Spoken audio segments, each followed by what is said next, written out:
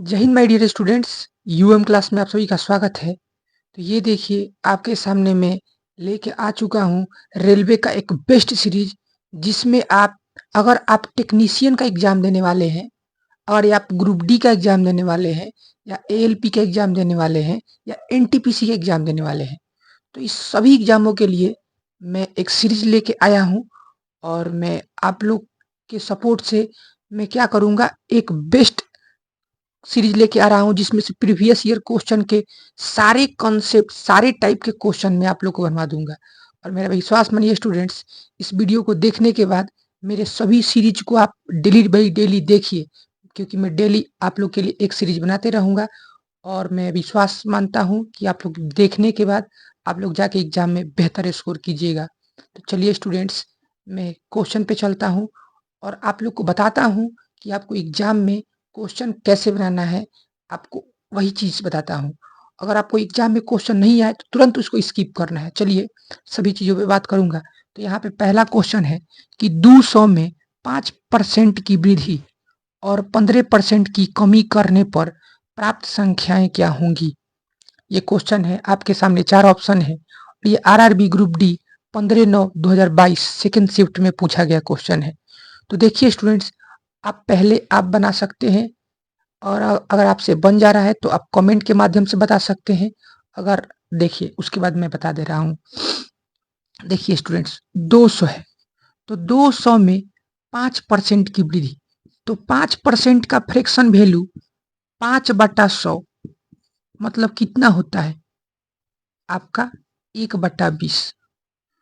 तो 1/20 जब वृद्धि कह रहा है, 5% का मान कितना हो गया 1/20। जब वृद्धि कर रहा है, इंक्रीजिंग कह रहा है, तो इस 20 में एक जोड़ दीजिए तो कितना हो जाएगा 21/20। जब इसको काटेंगे स्टूडेंट्स तो 2 से कटेगा 10 बार में, और यहाँ पे कितना हो जाएगा 210। तो 200 में जब 5% इंक्रीज होगा तो 21 से गुना होगा।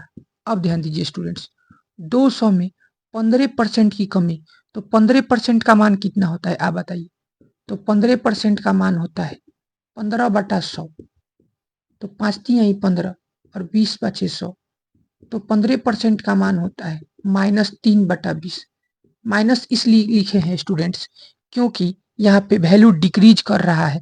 तो 20 में से 3 घटेगा तो 17/20। तो 20 से कटेगा कितना बार में, 0 से 0 गया, और 20 से 2 से 10 बार में तो 170। तो इंक्रीजिंग वैल्यू 210 और डिक्रीजिंग वैल्यू 170। तो ऑप्शन नंबर बी हो जाएगा। चलिए नेक्स्ट क्वेश्चन पे चलते हैं। तो चलिए my dear students, second question पे ले चलते हैं। यहाँ पे आपके सामने सेकंड क्वेश्चन है कि रुपया 10,000 की राशि पर 5% वार्षिक ब्याज दर से 2 वर्ष में प्राप्त होने वाले चक्रवृद्धि ब्याज ब्याज की गणना वार्षिक चक्रवृद्धि आधार पर होने पर और साधारण ब्याज के बीच का अंतर निकालना है। इस क्वेश्चन को बहुत आपको बेस्ट तरीका से बताते हैं कैसे आपको बनाना है। तो सबसे पहले स्टूडेंट्स, आपको पी का मान कितना दिया है 10,000, और आपका रेट कितना दिया है, आपको 5% दिया है, और आपको कह रहा है 2 वर्ष में, टाइम कितना दिया है 2 इयर्स। 2 इयर्स में आपको कंपाउंड इंटरेस्ट और सिंपल इंटरेस्ट के बीच का अंतर निकालना है। तो ध्यान दीजिए स्टूडेंट्स, जब भी ऐसे क्वेश्चनों को सॉल्व करना है तो आपको बेस्ट फॉर्मूला लगाना है 2 इयर्स के लिए। अब ध्यान दीजिए, यहाँ पे कह दिया है, ये देखिए ये लाइन ध्यान दीजिए, ब्याज की गणना वार्षिक चक्रवृद्धि आधार पर होने पर। तो रेट और टाइम में कुछ नहीं चेंजिंग होगा, क्योंकि यहाँ पे कह दिया है वार्षिक। अगर अर्धवार्षिक कहता तो वहां पे चेंजिंग होता है, त्रिमाही कहता तो वहां पे चेंजिंग होता है। क्या चेंजिंग होता है, तो ध्यान दीजिए स्टूडेंट्स, अगर अर्ध बता देते हैं कोई दिक्कत नहीं है। अर्धवार्षिक कहेगा तो देखिए जो टाइम होता है, टाइम में आपको 12 अपन अर्धवार्षिक मतलब 6 होता है, तो 6 से भाग दीजिएगा, और जस्ट इसका उल्टा रेट में गुना होता है। अर्धवार्षिक रहेगा तो नीचे 6 होगा, त्रैमासिक रहेगा तो 3 होगा, चतुर्थमासिक रहेगा तो 4 हो जाएगा। ठीक है, आप लोग बात समझे। अभी वार्षिक का आया है तो नो चेंजिंग। ध्यान दीजिए स्टूडेंट्स, मैं टीचर हूं तो आपको बताऊंगा ही। चलिए स्टूडेंट्स, इसको बनाते हैं। जब भी आपको डिफरेंस पूछे 2 इयर्स का, तो इसका बेस्ट फॉर्मूला होता है पी आर स्क्वायर बटा में 100 का स्क्वायर। तो ध्यान दीजिए स्टूडेंट्स, पी का मान दिया है 10,000 और यहाँ पे स्टूडेंट्स आर का मान कितना दिया है, आर का मान दिया है 5, तो 5 का स्क्वायर और अपॉन में रहेगा 100 का स्क्वायर। तो 100 का स्क्वायर कितना हो जाएगा 10,000।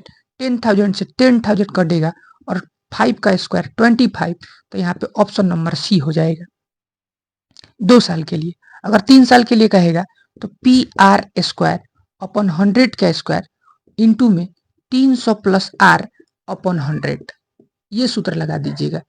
ध्यान दीजिए स्टूडेंट्स, इसको थोड़ा सा बेसिक से बनाने की कोशिश करते हैं। एक बार चीजों को समझिए। जैसे ध्यान दीजिए, जैसे आपको 10,000 है, तो 10,000 है स्टूडेंट्स, तो 10,000 को अब बताइए सबसे फर्स्ट ईयर में आपको कितना देना है, आपको कितना देना है 5%। आपको कंपाउंड इंटरेस्ट कितना देना है या सिंपल इंटरेस्ट 5% लगेगा। तो इसको थोड़ा सा हम मिटका देते हैं, क्योंकि मिटका देंगे तो आपको सभी चीजों को साफ दिखाई देंगे। चलिए यहाँ पे ध्यान दीजिए, तो यहाँ पे ध्यान दीजिए 10,000 के आप बताइए 5% कितने होंगे। तो यहाँ पे 5%, 2 जीरो से 2 जीरो कटेगा तो कितना हो जाएगा 500।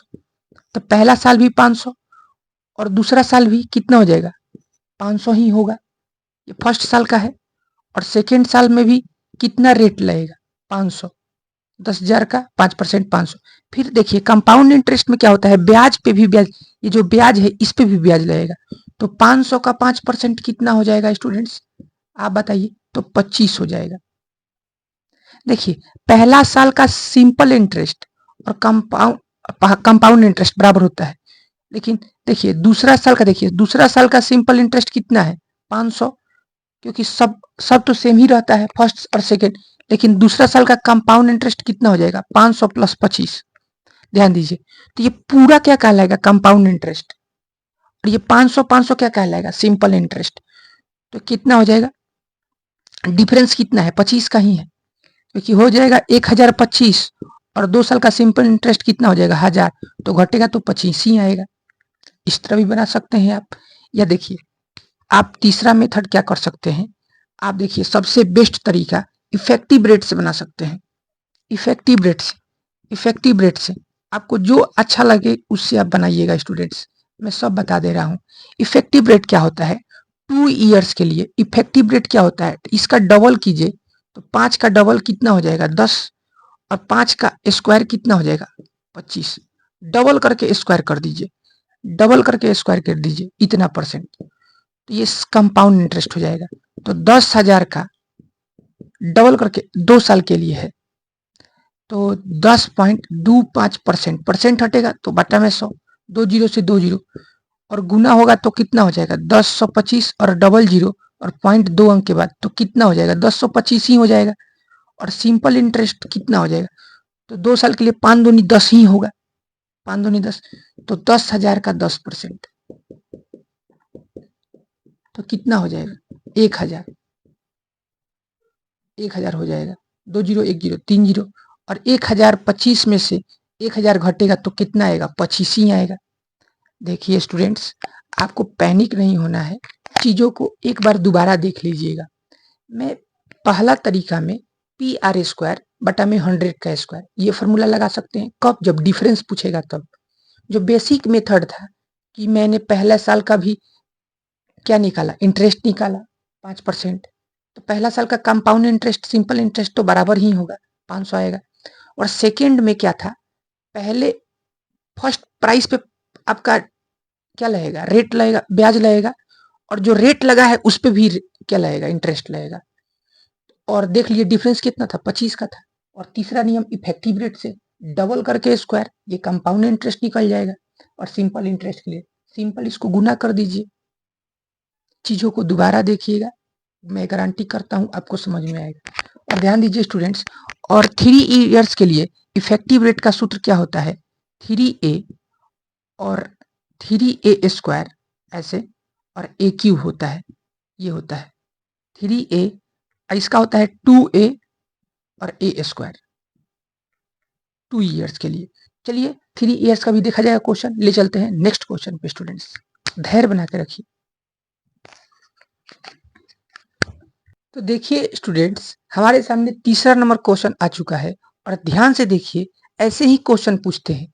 आपको भारी क्वेश्चन नहीं पूछते हैं स्टूडेंट्स, आपको सिंपल सिंपल क्वेश्चन पूछते हैं और आपको सिंपल को ही बनाना है, क्योंकि आपको वही क्वेश्चन बनाना है जिसको बनाने पे आपसे बन जाए। और आप जो बना दीजिएगा तभी आप ज़्यादा स्कोरिंग कीजिएगा, नहीं तो जो नहीं बनेगा उसी में फंसिएगा तो ज़्यादा वक्त लगेगा और आपका सिलेक्शन भी नहीं होगा। इसीलिए आसान आसान क्वेश्चन को जरूर बनाएं। यहाँ पे कह रहा है एक निश्चित राशि को x और y के बीच 4:3 के अनुपात में बांट दिया जाता है। एक राशि कोई भी राशि है उसको 4:3 में बांटा जाता है। कह रहा है y का हिस्सा कितना दिया है? 2400। तो कुल मूल राशि ज्ञात करें। ध्यान दीजिए स्टूडेंट्स, जिसका राशि देखिए, जिसका रियल वैल्यू दिया है, बताइए ये जो y का हिस्सा है, तो y का रेशियो में कितना है? 3। तो ये 3 का ही मान है बाबू, 3 का ही मान है स्टूडेंट्स, माय डियर फ्रेंड्स, ये 3 का ही मान है। और हमको देखिए, अगर y का दिया है तो y नीचे रखेंगे, अगर x पूछता तो x से गुना करते, लेकिन यहाँ पे क्या पूछा है? कुल मूल, मतलब 4 + 3 7 का मान पूछा है, तो 7 से गुना करते हैं। जिसका वैल्यू दिया है उसको रखते हैं नीचे, उस रेशियो को रखते हैं नीचे, और जिसका मान पूछे उससे गुना करते हैं। तो कुल का पूछा है तो 4 + 3 कर देंगे, अंतर का पूछता तो अंतर कर देते, गुणनफल पूछता तो गुणनफल से गुना करते। जो पूछेगा, कुल पूछा है तो दोनों को जोड़ देंगे, 3 से कटेगा 8 बार में, और 8 में 7 से गुना होगा तो 56 56 से आंसर हो जाएगा ऑप्शन नंबर सी। बोलिए अच्छा लगा कि नहीं? तो लाइक कीजिए। चलिए नेक्स्ट क्वेश्चन पे ले चलते हैं आपको। तो देखिए फ्रेंड्स, यहाँ पे चौथा क्वेश्चन है और ध्यान दीजिए स्टूडेंट्स, ये टाइम एंड वर्क का क्वेश्चन है और ऐसा क्वेश्चन गारंटी एक पूछता है। और ध्यान दीजिए स्टूडेंट्स, छोटे छोटे क्वेश्चनों को बना के ही आप एक बड़ा क्वेश्चन को बना सकते हैं। तो चलिए इस छोटे से क्वेश्चन को बनाते हैं। तो यहाँ पे ध्यान दीजिए, कह रहा है ए कोई व्यक्ति है, किसी कार्य के 2/3 भाग को 12 दिन में पूरा कर सकता है, और बी उसी कार्य के 1/4 भाग को 3 दिनों में पूरा कर सकता है। तो एक साथ मिलकर कार्य करते हुए उन्हें उस कार्य को पूरा करने में कितने दिन लगेंगे? ध्यान दीजिए स्टूडेंट्स, इस क्वेश्चन को बनाने से पहले याद कर लीजिए, राम आधा काम को अगर 10 दिनों में कर रहा है, आधा काम को आप नॉर्मली दिमाग लगाइए जनरल नॉलेज से, आधा काम 10 दिन में तो पूरा काम 20 दिन में।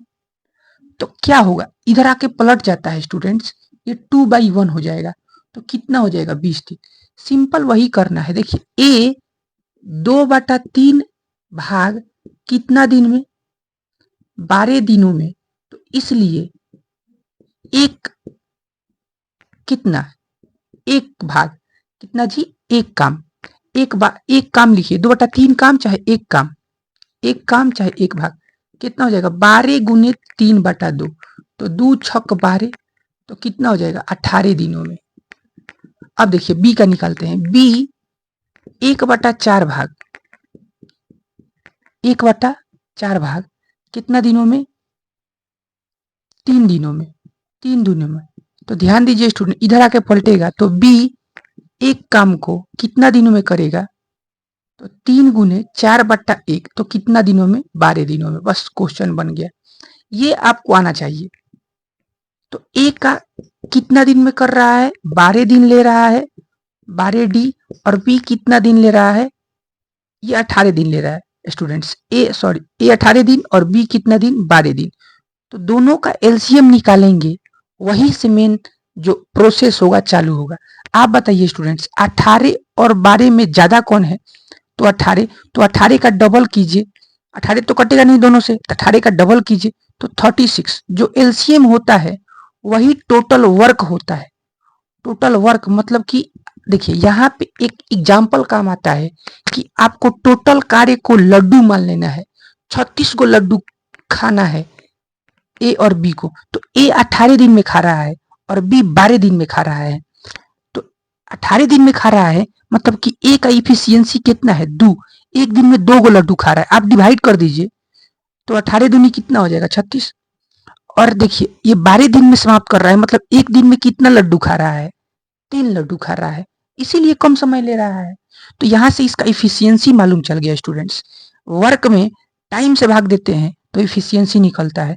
और ध्यान दीजिए स्टूडेंट्स, ए एक दिन में 2 लड्डू खा रहा है और बी एक दिन में 3 लड्डू खा रहा है, तो दोनों मिलकर एक दिन 5 गो लड्डू खाएंगे।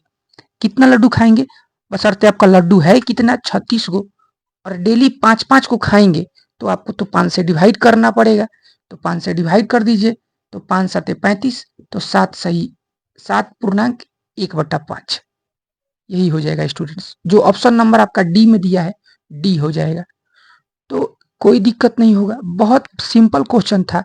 और ऐसे ही नेक्स्ट क्वेश्चन पे चलते हैं स्टूडेंट्स।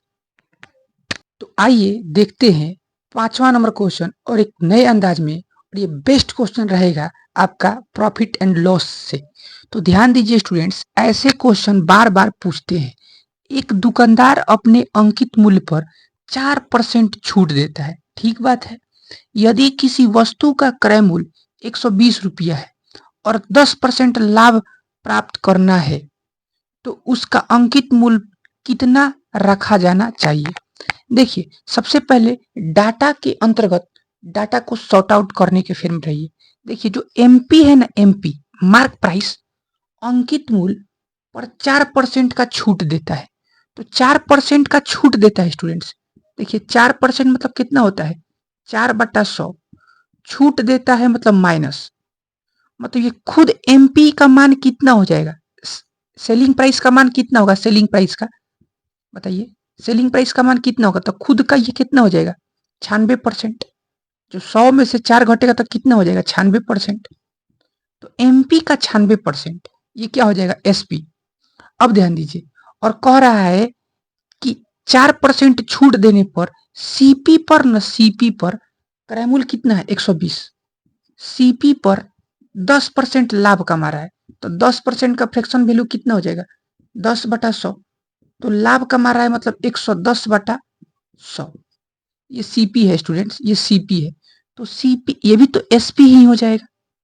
सीपी पर 10% लाभ कमाइएगा तो जो वैल्यू आएगा ये भी सेलिंग प्राइस है, और दिए गए छूट के क्या है, ये बराबर है। दोनों चीज आपस में क्या है, बराबर है, क्योंकि ये भी सेलिंग प्राइस ये भी सेलिंग प्राइस।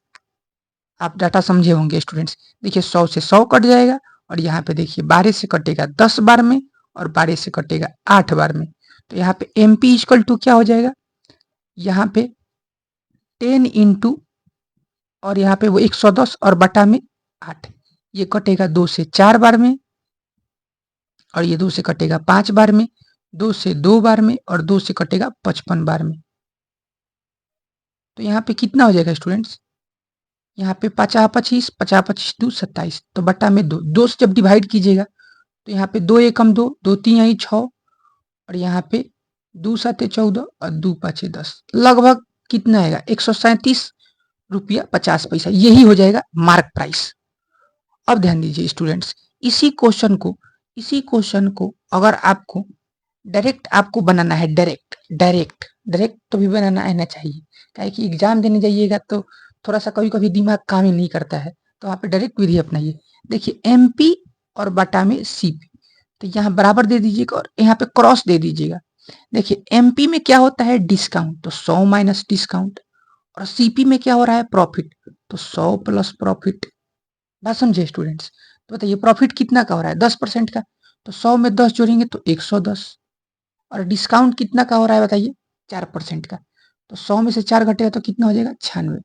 तो इसको काटिए स्टूडेंट्स, काटिए इसको, कितना से कटेगा, 2 से ही काट दीजिए, 2 से 55 बार में, और 2 से 2 चौके 8, और 2 8 16, अब तो नहीं कटेगा, चलिए इतना ही रहने दीजिए। अब ध्यान दीजिए स्टूडेंट्स, अब बताइए आपका जो सीपी है, तो सीपी देखिए सीपी कितना दिया है, 120, तो सीपी के नीचे सीपी का रेशियो रखेंगे, सीपी का मान देखिए 48 का वैल्यू कितना दिया है, 120, और किसका पूछा है, एमपी का मान पूछा है, कह रहा है अंकित मूल्य कितना होना चाहिए, तो 55 से मल्टीप्लाई कर दीजिए और यहाँ से मान निकाल लीजिए। सीपी दिया है तो सीपी के नीचे सीपी एमपी से गुना, यहाँ पे काटिए स्टूडेंट्स, यहाँ पे काटिए, यहाँ से कटेगा 4 से 12 बार में और 4 से 30 बार में, और यहाँ से देखिए 6 से 6 दूनी 12 और 6 5 30, तो 55 दूनी 110 बटा में 2 हो जाएगा, 2 हो जाएगा। और यहाँ से स्टूडेंट्स नहीं, 55 से 5 में गुना करेंगे स्टूडेंट्स, हमको दुगुना नहीं करना है बाबू, 5 गुना करना है स्टूडेंट्स। तो यहाँ पे कितना 50 25 50 25 2 27, जब इसको 2 से डिवाइड करेंगे तो यहाँ पे 137.5 और जीरो लगा सकते हैं, 37 रुपया 50 पैसा, ऑप्शन बी ही होगा। आप किसी तरह बना सकते हैं, क्वेश्चन के भाषा को पकड़ना है और उसके अनुसार डाटा को सॉर्ट आउट करना है। आप धीरे धीरे प्रैक्टिस कीजिए क्वेश्चनों पे, मैं वादा करता हूँ स्टूडेंट्स लगातार सीरीज देखिएगा तो बेहतर कीजिएगा, और मैं आप लोग के लिए लाते रहूंगा। इसके लिए आप चैनल को सब्सक्राइब और लाइक भी कीजिए, थोड़ा सा मोटिवेशन और कमेंट भी जरूर कीजिएगा। यहाँ पे आपके सामने छठा नंबर क्वेश्चन, एक वस्तु 8900 में खरीदी गई और इसका मूल्य पर 40% अधिक अंकित किया गया, इसके बाद इसे अंकित मूल्य पर 5% छूट पर बेचा गया, इस सौदे पर लाभ प्रतिशत कितना होगा। क्वेश्चन एकदम आसान है, जैसा डाटा बोल रहा है डाटा के अकॉर्डिंग आप क्या कीजिए, चलिए। तो सबसे पहले आपका सीपी कितना है, 8900 रुपया खरीदी गई, इस मूल्य 40% अधिक अंकित किया गया, जो एमपी है ना, एमपी स्टूडेंट्स, इस पर 40% अधिक, तो 40% मतलब कि 140, 140 बटा 100, 40% अधिक का बात हो रहा है स्टूडेंट्स, तो 140 से गुना होगा, इतना अंकित किया गया। इसको जब मल्टीप्लाई कीजिएगा तो कितना हो जाएगा, 14 9 126, हार्सिन कितना 12, 14 8 112, तो कितना हो जाएगा 124।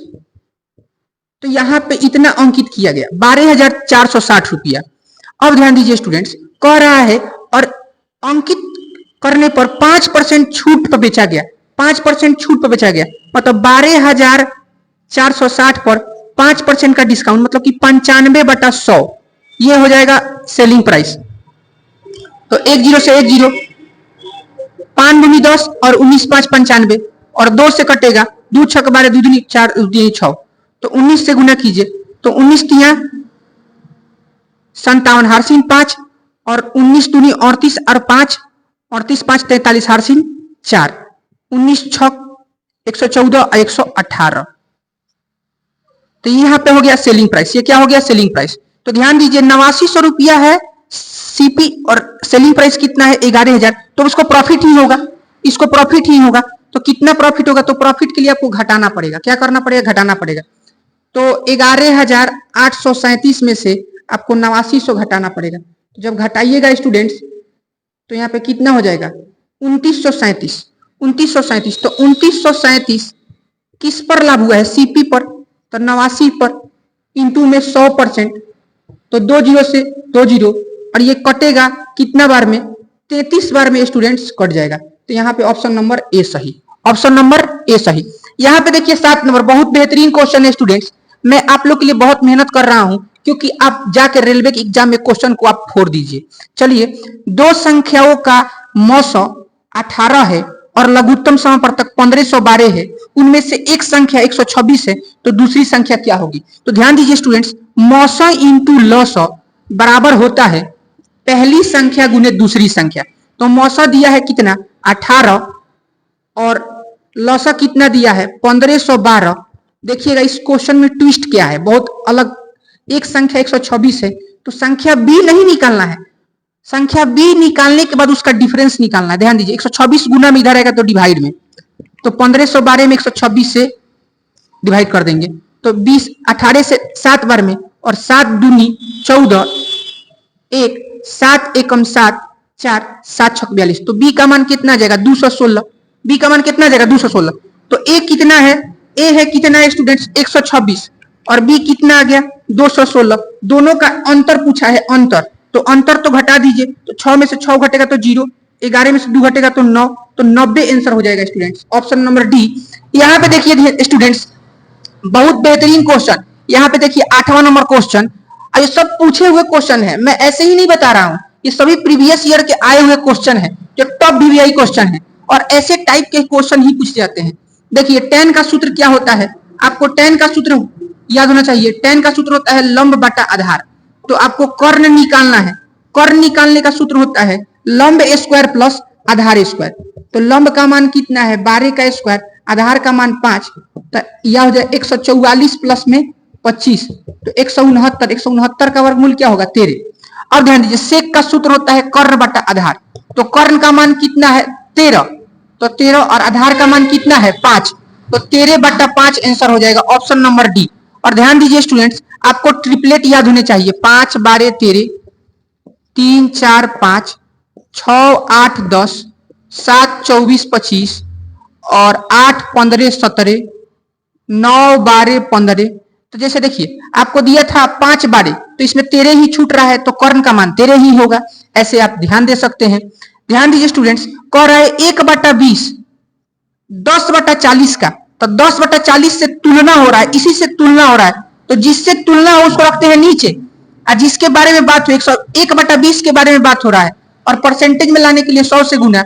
और ध्यान दीजिए स्टूडेंट, इसको पलटिए स्टूडेंट्स, ऐसे नहीं होगा, तो ये पलटे तो कितना हो जाएगा 40/10 और इंटू में तो 100 है ही। तो ध्यान दीजिए ये कटेगा 20 से 2 बार में, और 2 से कटेगा 5 बार में, और 5 से कटेगा 20 बार में, तो आंसर 20% हो जाएगा। और लास्ट क्वेश्चन और सबसे गर्दा क्वेश्चन कह रहा है 6800 की राशि पर वार्षिक रूप से संयोजित 15% वार्षिक चक्रवृद्धि ब्याज की दर से 2 वर्षों पर प्राप्त मिश्रधन निकालना है। तो ध्यान दीजिए स्टूडेंट्स, आपको कल ही बताए थे 2 वर्ष के लिए इफेक्टिव रेट आपको आना चाहिए। इफेक्टिव रेट कैसे होता है, तो 15% है तो इसका डबल करके स्क्वायर, तो 15 का डबल 30 और 15 का स्क्वायर 225, लेकिन इधर तो 2 ही अंक रखते हैं, तो 2 इधर आ जाएगा, तो कितना हो जाएगा 32.25%। तो इफेक्टिव रेट कितना हो गया 32.25, तो 6800 का 32.25% निकालना है। तो 2 जीरो से 2 जीरो, और यहां से देखिए पॉइंट हटेगा तो जीरो बैठेगा, तो 32 25 बटा में 100। अब इसको काटिए स्टूडेंट्स, 5 से कटेगा 20 बार में, और ये 5 छक 30, 2 5 चौ के 20, 2 5 25, 5 से 5 चौ के 20, 5 एकम 5 और 1 5, अब 5 दूनी 10, आप 5 9 45, और 4 से कटेगा 4 एकम 4, 4 7 28, तो 129 में जब 17 से गुना कीजिएगा तो गुना कर दीजिए, 9 7 63, 8 6, 12 84 6 90, और 129 एकम 129, 3 9 9 2 11, 21 93। तो ये क्या हो गया स्टूडेंट्स, आपका चक्रवृद्धि ब्याज हो गया। और चक्रवृद्धि ब्याज में जब मूलधन जोड़ते हैं तो उसी को मिश्रधन बोलते हैं। तो 2193 जब इसको जोड़ेंगे तो यहाँ पे कितना हो जाएगा 8993, जो ऑप्शन नंबर सी में दिया हुआ है। ऑप्शन नंबर सी में दिया हुआ है, क्योंकि मूलधन में आपको चक्रवृद्धि ब्याज जोड़ेंगे तभी मिश्रधन प्राप्त होता है। तो मैंने क्वेश्चन को इफेक्टिव रेट से बनाया। और ध्यान दीजिए स्टूडेंट्स, मैंने कल ही आप लोग को बेसिक तरीका से ही बताया था, और इसको फॉर्मूला से भी बना सकते हैं, और ऐसे ही क्वेश्चन को फास्टली आपको एग्जाम में बनाना है। ध्यान दीजिए स्टूडेंट्स, आपके सामने 25 क्वेश्चन रहेंगे, और 25 क्वेश्चन को आप जब स्पीडली नहीं बना पाइएगा तो कैसे सिलेक्शन होगा। तो आपको स्पीड बढ़ाना है, और स्पीड के साथ अपने आप के मेहनत करना है। डेली प्रैक्टिस के साथ आप भी कर सकते हैं बेहतर स्कोर। और मिलते हैं नेक्स्ट वीडियो में, तब तक के लिए धन्यवाद। जय हिंद स्टूडेंट्स, और मेरे जो प्लेलिस्ट है इसको चैनल को सब्सक्राइब कर लीजिए, क्योंकि मैं ऐसे ही डेली आप लोग के लिए रेलवे के लिए डेली मैथ्स वीडियो लाते रहूंगा। धन्यवाद। जय हिंद स्टूडेंट्स।